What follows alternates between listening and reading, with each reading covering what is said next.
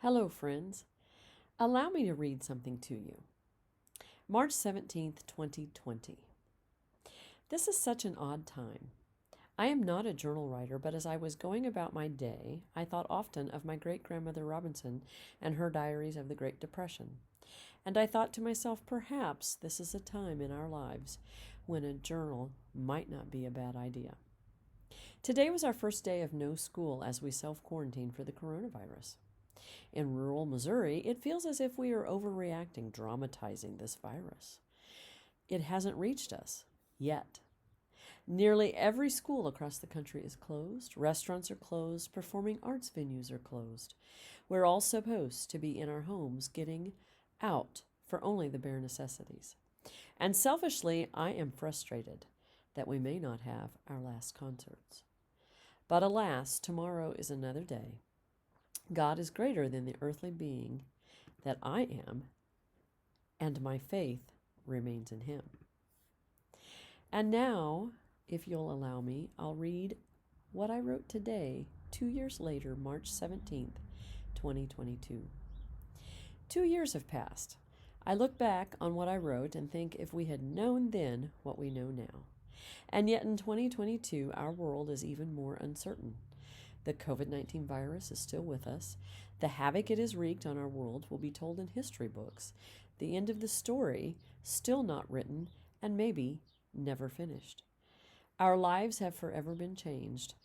And how are we handling that? More specifically, how are you and I handling it? As if the virus isn't enough for us to contemplate and deal with, we're now living through yet another historical event that many of us have no experience with once again, and that is the invasion of Ukraine. An invasion by a world power. An unknown certainty again. So how are we handling this? Now, this may sound like a blog that is, again, focused, just like all kinds of other ones, on political doom and gloom. However, it is far from it. That is something I do not care to write about.